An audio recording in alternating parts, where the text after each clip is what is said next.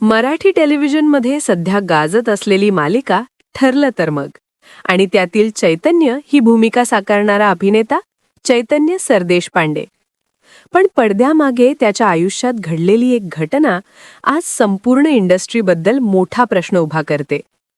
Casting couch हा विषय आपण अनेकदा ऐकतो, पण जेव्हा एखादा कलाकार स्वतःचा अनुभव सांगतो तेव्हा त्या वास्तवाची तीव्रता अधिक जाणवते. मनोरंजन विश्वातील धक्कादायक वास्तव. ठरलं तर मग फिल्म अभिनेता चैतन्य सरदेशपांडेचा कास्टिंग काउचबाबत मोठा खुलासा. मराठी टेलिव्हिजन विश्वातील अत्यंत लोकप्रिय मालिका ठरलं तर मग सध्या प्रेक्षकांच्या मनावर राज्य करत आहे. या मालिकेतील प्रत्येक पात्र घराघरात पोहोचले असून त्यातील चैतन्य ही भूमिका साकारणारा अभिनेता चैतन्य सरदेशपांडे याने नुकत्याच दिलेल्या एका मुलाखतीत आपल्या करिअरमधील अत्यंत धक्कादायक अनुभवाचा खुलासा केला आहे.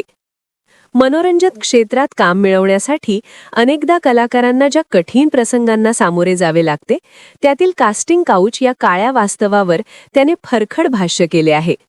त्याने आपल्या प्रवासात आलेल्या या अनुभवामुळे सिनेसृष्टीतील एका वेगळ्या बाजूची चर्चा आता रंगू लागली आहे. अभिनेता चैतन्य सरदेशपांडे याने सांगितले की करिअरच्या सुरुवातीच्या काळात त्याला एका कामाच्या संदर्भात फोन आला होता.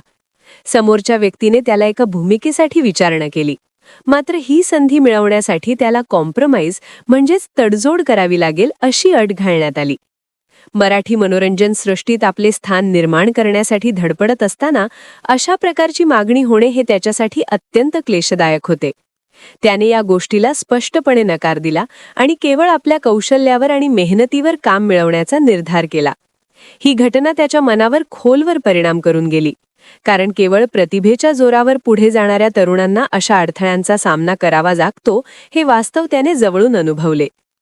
मुलाखतीदरम्यान चैतन्य म्हणाला की कास्टिंग काउचचा प्रकार हा केवळ महिलांसोबतच घडतो असा एक समज आहे, परंतु पुरुष कलाकारांनाही अशाच प्रकारच्या वाईट अनुभवातून जावे लागते.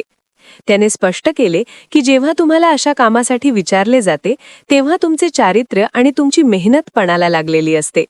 अशा वेळी डगमगून न जाता आपल्या मूल्यांची तडजोड न करणे महत्त्वाचे असते. त्याने नव्या कलाकारांना असा सल्ला दिला की यश मिळवण्यासाठी कोणत्याही चुकीचा मार्ग निवडू नका. जर तुमच्याकडे कला असेल तर उशिरा का होईना पण तुम्हाला योग्य संधी नक्की मिळेल. चैतन्य सरदेशपांडे याने मांडलेले हे विचार आजच्या काळात खूप महत्त्वाचे ठरत आहेत. मनोरंजन क्षेत्रात बाह्य झगमगाट असला तरी त्यामागे अनेक संघर्षाच्या कथा दडलेल्या असतात. चैतन्यने ज्या हिमतीने या विषयावर आपले मत मांडले त्याचे सर्वत्र कौतुक होत आहे. त्याने आपल्या कृतीतून हे सिद्ध केले आहे की स्वाभिमान टिकवून ठेवणे हे कोणत्याही भूमिकेपेक्षा मोठे असते.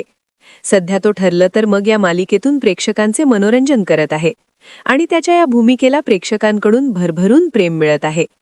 त्याने व्यक्त केलेले हे अनुभव सिनेसृष्टीतील नवीन पिढीसाठी एक सावधगिरीचा इशारा आणि प्रेरणा देणारे ठरणार आहेत. मनोरंजन क्षेत्रात कलाकारांच्या कष्टाला आणि प्रतिभेला योग्य न्याय मिळणे अपेक्षित आहे. अशा अनिष्ट प्रवृत्तींमुळे खऱ्या कलाकारांची संधी हिरावली जाते, जे अत्यंत दुर्दैवी आहे. प्रत्येक निर्मात्याने आणि कास्टिंग डिरेक्टरने कामाच्या ठिकाणी निकोप वातावरण राखणे ही काळाची गरज आहे. हे यश मिळवण्यासाठी शॉर्टकट नाही, स्वाभिमान टिकवणं हेच खरं यश आहे, हे चैतन्याने आपल्या कृतीतून दाखवून दिलं. हे कास्टिंग काउच सारख्या गोष्टींना नाही म्हणणं हीच खरी हिंमत आहे. हे जर तुमच्याकडे टॅलेंट असेल तर उशिरा का होईना पण योग्य संधी नक्की मिळते. तुम्हाला काय वाटतं? मनोरंजन क्षेत्रात अजूनही असे प्रकार घडतात का? कमेंट करून नक्की सांगा आणि अशाच खऱ्या गोष्टींसाठी चॅनलला सबस्क्राईब करा.